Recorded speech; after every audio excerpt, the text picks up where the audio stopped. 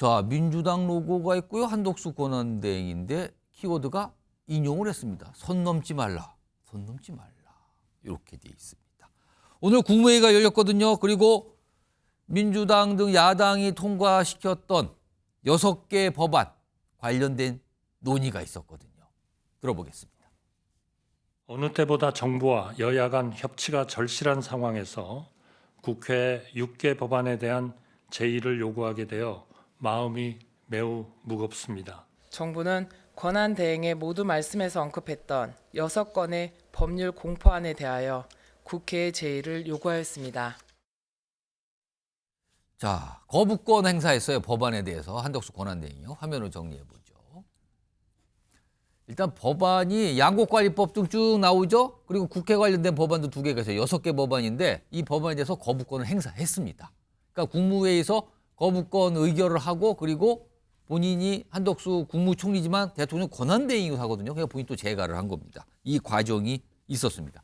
이 내용이 결정이 되고 알려지자 민주당에서 반응이 나오죠. 민주당은 그동안 이 6개 법안에 대해서 거부권 행사하면 한덕수 권한대행, 한덕수 국무총리 탄핵할 수 있다 이런 얘기 꺼내놨었거든요. 오늘도 뭔가 나왔는데요. 민주당의 비판이죠. 내란 공범, 내란 대행으로 마무리하는 겁니까? 그리고요. 앞으로 요거 남아있죠. 내란 특검법, 김건희 여사 특검법 이거는 조속히 공포해야 됩니다. 얼마 전에 국회를 통과했죠. 이거는 거부권 행사하지 말고 공포하세요 라고 뭔가 얘기 꺼내놉니다. 자, 그리고요. 또 나옵니다. 노정면 원내대변인. 마지막 경고입니다. 한덕수 권한대행은 선을 넘지 말라. 그리고 만약에 내란 부역으로 판단시 즉시 끌어낼 것이다. 탄핵 소추 이거 진행할 수 있다라는 경고로 들리기도 합니다. 지금요. 우선 소정욱 변호사. 오늘 이 6개 법안에 대해서 한덕수 권한대행은 왜 거부권을 행사했다고 보십니까? 이거는 이제 너무나 당연하죠. 왜냐하면 이게 양곡관리법은 시장의 수급 질서를 교란하는 국가의 재정에 큰 부담을 주죠. 그다음에 국회 정감정법은 우리 기업인들 있죠. 예. 영업 비밀까지도 요구할 수 있는 말도 안 되는 게 악법이죠. 오늘 6개는 게 저는 당연히 거부권 하는 게 맞고요. 예. 중요한 거는 이제 그 김건희 여사 특검법하고 내란 일반 내란 특검법. 특검법인데요. 예. 이게 아마 마지노선이 될 거예요. 그런데 제가 알기로 예. 한덕수 대행은 이게 행사합니다. 거부권 행사 그것도 거기서 왜냐하면 거부권 김건희 여사 행사니까. 특검부터 똑같은 내용을 4번째 반복하고 있잖아요. 예. 그다음에 내란 특검법도 그 말도 안 되게 내란 단정한 다음에 한덕수 총리까지 수사할 수 있는 거예요. 따라서 저는 이게 둘 다 거부권 할 거다. 예. 이게 아마 마지노선이 될 거고요. 그렇다면 민주당이 그때는 어떤 조치에 들어간다 지금 그 얘기를 예. 꺼내는 거 아닙니까? 그런데 그 조치가 탄핵밖에 더 있겠어요. 탄핵 소추. 예. 근데 국회 2016년에 국회 입법조사처의 보고서 이게 정부로 치면 법제처예요. 예. 국회 입법조사처가. 근데 그 권한대행은 일반 총리와 다르다. 예. 대통령이 역할을 하고 있기 때문에 예. 탄핵을 신중해야 된다. 그래서 3분의 2. 탄핵 요건도 대통령에 준해서 적용해야 그렇죠. 된다. 일반 총리하고 이게 다르다. 왜? 대통령을 대행해서 국가의 모든 임무를 보고 있으니 예. 신중하게 탄핵하자. 예. 이게 국회 입법조사처의 2016년 이게 보고서입니다. 그럼 만약에 한덕수 권한대행에 대해서 민주당 등 야당이 탄핵 소추안을 발의해서 표결에 들어갈 때는 그 표결 기준을 대통령에 준해서 높게 잡은 걸 적용한다 이 말씀인 겁니까 지금? 국회 입법조사처의 보고서가 예. 2016년. 예. 근데 뭐 학설은 대립이 있지만 중요한 건 국회잖아. 예. 그러면 이게 저는 국민의힘에서 8명이 또 이탈해야 되죠? 이게 가능할까요? 그다음에 그 여론, 특히 중요한 게 저는 못하는 게 예. 헌법재판관 3명은 어떡하죠? 그 누가 임명해야 돼요? 그게 더 급하잖아. 권한대행이 임명해야 돼요. 근데 권한대행을 탄핵가가 정지시키면 현재 3명 어떻게 해요? 예. 저는 이게 저 공포 겁만 주는 거예요. 한덕수 대행 우리 시킨 대로 해. 재판관 임명하라면 임명하고 예. 거부권 하지 말라면 하지 말고 예. 우리 시킨 대로 해. 이렇게 겁박하는 거죠. 한덕수 대행은요. 싸움 딱입니다. 싸움 딱이에요. 저는 이게 원칙대로 간다. 그래도 이게 민주당이 탄핵 어렵다. 왜? 200석도 어렵지만 중요한 건 이게 헌법재판관 3명은 임명이 또 기약 없이 늦어지는 거죠. 자, 오늘 민주당에서 이 헌법재판관 임명과 관련해서 한덕수 권한대행을 향해서 한 말이 나왔어요. 그러니까 그 얘기도 들어보죠. 거부권 행사와 관련해서 즉각적인 조치를 해야 된다는 의견들이 많이 있는 것도 사실입니다.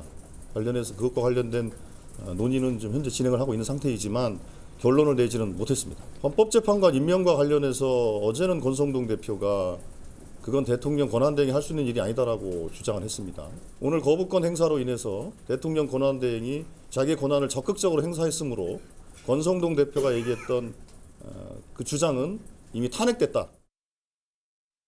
김상희 평론가. 그러면 일단 오늘 6개 법안에 대해서 거부권 행사에 대해서는 행사한 것에 대해서는 민주당은 일단 이건 지켜보겠습니다. 일단. 네, 그리고 그렇습니다. 또 한 단계가 2개의 특검법. 이게 좀 국회를 통과해서 정부로 가 있단 말이에요. 그렇습니다. 이거에 대한 거부권 행사도 지켜보겠습니다. 최후 이른바 마지노선은 헌법재판관 임명 이건입니까? 지금 민주당은 어떻게 보고 있는 겁니까? 마지노선은 내란 특검이라고 거기까지입니까? 봅니다. 만약에 거기에도 거부권을 행사한다라면은 탄핵 소추에 그렇죠. 들어간다고 네. 봐야 되는 겁니까? 내란 특검을 거부하는 거는 내란 피의자가 예. 자신을 방어하기 위해서 내란을 구역하는 행위라고 지금 보는 것이죠. 아, 그렇기 때문에 그거는 용납되기가 좀 어렵다고 봅니다. 예. 자, 좀 전에 우리 서정욱 변호사님이 말씀하신 걸 좀 시청자 오해를 바로잡아야 될 부분이 있어서 어떤 말씀드리면 국회 입법조사처가 법제처의 성격이라는데 그거는 전혀 틀린 얘기입니다. 예. 저는 이제 미 의회에서도 일을 했었고 예. 한국의 의회에서도 저는 일을 했었는데 법제처는 행정부, 정부 산하고요. 입법조사처는 국회 산하죠. 법제처는 유권 해석을 하는 것이고요. 예. 법을. 그 입법조사처는? 입법조사처는 미국의 의회로 따지면 CRS라고 있습니다. 예. CRS. 그러니까 조사기관입니다. Congress Research Service라고 그 그래가지고 뜻은 뭔가를 조사해서 의회 그 조사 서비스라는 의견을 주는 그렇죠. 겁니까 예, 예. 그러면은? 그래서 그 정보를 모아주고 그 다음에 어떤 그런 것들에 대해서 여러 가지 검토할 부분에 대한 것을 예. 자료나 그 논리로 뒷받침해주고 이런 것을 하는 겁니다. 그렇기 때문에 법제처와 전혀 좀 다르다는 다르다. 예. 조금이 아니라 전혀 다르다는 전혀 다르다. 말씀드리고요. 알겠어요. 네. 전혀 다르다. 네. 그리고 한덕수 총리는 권한 대행입니다. 예. 그 얘기는 무슨 얘기냐면 권한을 대행할 수 있기 때문에 권한은 다 있는 겁니다. 예. 근데 권한을 다 쓸 수는 없습니다. 왜? 예. 직접 선출된 권력이 아니기 때문에 정통성의 문제와 민주성의 문제가 있기 때문에 예. 기본적으로는 일상의 행정 유지 아니면 긴급한 대응. 예를 들어서 북한이 쳐들어왔다. 권한 대응이라고 권한 행사 안 할 수 있나요? 아니잖아요. 예. 재해가 났습니다. 안 할 수 있나요? 예. 해야죠. 그래서 긴급한 대응. 세 번째는 이 상황이 정리가 되거나 지금 상황이 어지러울 때 예. 그런 것들을 정리하기 위해서 중요 공백을 메꾸는 그 정도의 권한은 행사할 수가 있다라고 예. 일반적으로는 이야기가 되는 겁니다.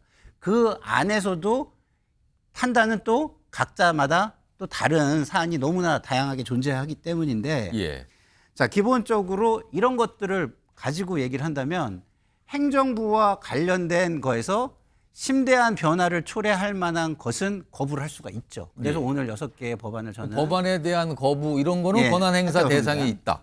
예. 근데 이런 어떤 사법의 절차를 밟아 나가는 데 있어서 변화를 주려고 하는 것들 예. 이런 것들은 해서는 안 되는 거죠. 그래서 내란 특검이나 이런 거는 하면은 저는 과도한 민주성이나 정통성을 넘어서는 행위를 하는 것이다. 예. 저는 이렇게 생각을 하고요.